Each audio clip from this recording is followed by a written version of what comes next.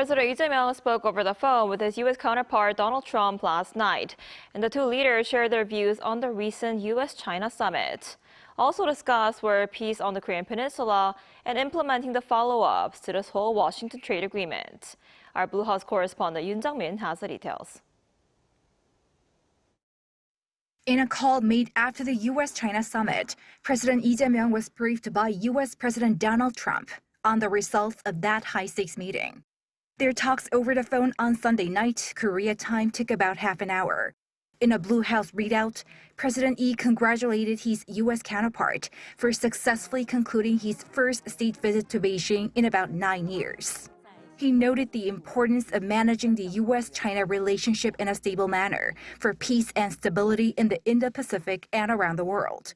Trump shared the results of his recent summit with China's Xi Jinping, ranging from Washington-Beijing relations, agreements on the trade front, as well as the situation on the Korean peninsula and in the Middle East. Lee took note of their dialogue related to the Korean peninsula, and Trump promised his role and contribution for regional peace and stability in close coordination with his South Korean counterpart. Shortly after the talks, the South Korean president wrote on his social media that they share the understanding that close communication and coordination between Seoul and Washington is more important than ever amid a rapidly changing global order.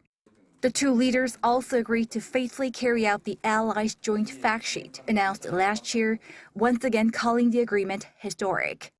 The fact sheet stipulates Korea's commitment to U.S. investments for lower tariffs and close cooperation on South Korea building a nuclear-powered submarine. On the Middle East, President Lee assessed President Trump's leadership in resolving the issue and wished that peace and stability would be swiftly restored in the region. It was the first top-level interaction between Seoul and Washington since the leaders' meeting in Gyeongju about 7 months ago. Yoon Jung-min, ArirangNews.